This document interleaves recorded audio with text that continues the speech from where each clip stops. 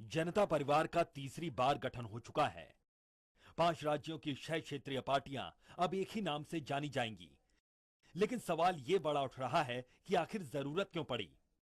2013 से बीजेपी देश भर में अच्छा प्रदर्शन कर रही है। मध्य प्रदेश और छत्तीसगढ़ में बीजेपी ने सत्ता कायम रखी। लोकसभा चुनावों में बीजेपी को मिली भारी जीत। महाराष्ट्र, हरियाणा, झारखंड और जम्मू कश्मीर में भी सरकार बनाई। सिर्फ दिल्ली में मिली बीजेपी को हार। दरअसल दिसंबर 2013 से सिर्फ दिल्ली को छोड़कर बीजेपी का हर चुनाव में प्रदर्शन अच्छा रहा है। बीजेपी ने मध्य प्रदेश और छत्तीसगढ़ में सत्ता कायम रखी, लोकसभा चुनाव जीता, फिर महाराष्ट्र, हरियाणा, झारखंड और जम्मू कश्मीर में सरकार बनाई। पार्टी सिर्फ दिल्ली का चुनाव हार गई। लालू, नीतीश, मुलायम को विलय की जरूरत इसलिए महसूस हुई क्योंकि बिहार में इसी साल और यूपी में 2017 में चुनाव हैं। ये दल मिलकर मोदी लहर को वहां बेअसर करना चाहते हैं। जनता परिवार के इन 5 प्रमुख दलों के 30 राज्यसभा सदस्य बड़ी ताकत हैं। ये सांसद अगर राज्यसभा में तृणमूल के 12, वाम मोर्चे के 11 और बीजेपी के 7 सदस्यों से हाथ मिला लें तो इनकी संख्या 60 हो जाती है। ये सभी मिलकर राज्यसभा में कोई भी बिल आसानी से रोक सकते हैं। इसी तरह बिहार में लालू, नीतीश 7 चुनाव लड़ें तो फायदा होगा।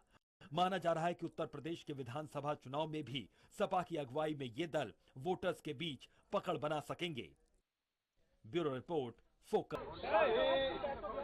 6 दलों सपा, जनता दल यूनाइटेड, राष्ट्रीय Janata Dal, JDS, Indian national Lokdal और सजपा के नेताओं की बैठक में नए दल के गठन का निर्णय लिया गया। शरद यादव की इस औपचारिक घोषणा के साथ ही जनता परिवार तीसरी बार फिर से साथ आ गया। इनेलो, सपा, जेडीयू, जेडीएस और राष्ट्रीय जनता दल अब एक ही नाम से जानी जाएंगी। पार्टी के मुखिया होंगे मुलायम सिंह यादव। हालांकि पार्टी का नाम और निशान अभी तक तय नहीं हुए हैं।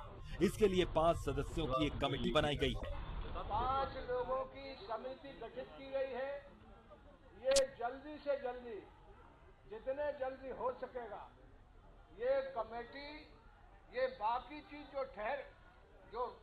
जो नई फैसला आज हुआ है, फैसला हो जाता, लेकिन बाकी लोगों के सलाह मशवरा और करना है। सलाह मशवरा करके जल्दी से जल्दी राष्ट्रीय अध्यक्ष माननीय मुलायम सिंह जी को उनके साथ परामर्श करके सारी चीजें तय करना है। जनता परिवार के अस्तित्व में आने के बाद सभी दलों के नेता पत्रकारों से मुखातिब हुए।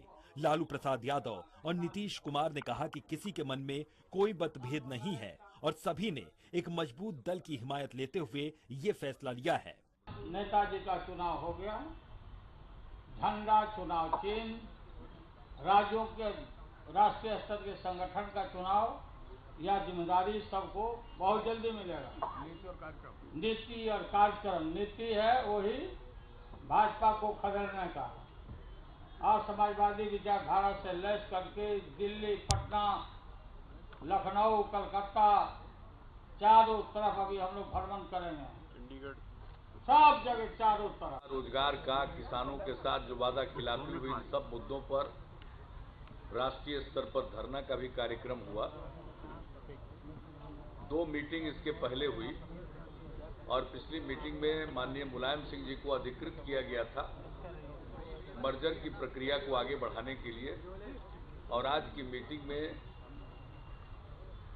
मर्जर का निर्णय करते हुए माननीय मुलायम सिंह यादव जी को सर्वसम्मति से राष्ट्रीय अध्यक्ष के रूप में स्वीकार किया। वहीं नेलो नेता अभय चौटाला ने कहा कि देश के किसानों और कमेरों के हित में एक नई पार्टी का गठन किया गया है। इसके अंदर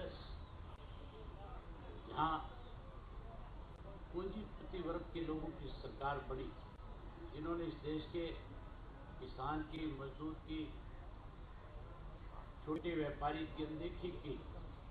आज उसके सामने एक विकल्प के रूप में नई पार्टी का गठन हुआ है और ये नई पार्टी इस देश में कमेरे के लिए लड़ करके कमेरे के साथ न्याय करने के लिए एक लंबी लड़ाई लड़ करके इस देश को उन लोगों के हाथ में नए सिरे से बागडोर सौंपने की लड़ाई लड़ेगी जो इस देश का सही मायने में अवदान। जनता परिवार के मुखिया मुलायम सिंह यादव ने अपने पहले बयान में ही बीजेपी सरकार पर जोरदार हमला बोल दिया और बहुमत मिलने के बाद एक साथ पूरा हुआ। एक नया काम बता दो इस सरकार ने किया। उन्होंने कहा कि बीजेपी को सत्ता का घमंड हो गया है, इसे उखाड़ फेंकना जरूरी है। कि सरकार में रह करके हमारे पश्चिमी उत्तर प्रदेश में उनके सांसद, उनके विधायक खुल्ला एक अल्पसंख्यक के खिलाफ नारे लगाना और गाली देना, ये मामूली बात नहीं कि हमने इसका उठाया, सवाल उठाया। ये कोई सरकार ने नहीं कहा, उन्हें डांटा भी नहीं कि तुमने ऐसा क्यों किया, आपने सबने सुना है कि कौन कौन थे ये। तो इन्हें इस स्थिति में जब देखा कि इनका एक घमंड हो गया सांप्रदायिक शक्तियों का, सांप्रदायिक शक्तियों को घमंड बहुत हो गया, इस सरकार बड़े घमंड में चल रही है, तो घमंड इसका थोड़ा नीचे लाएंगे।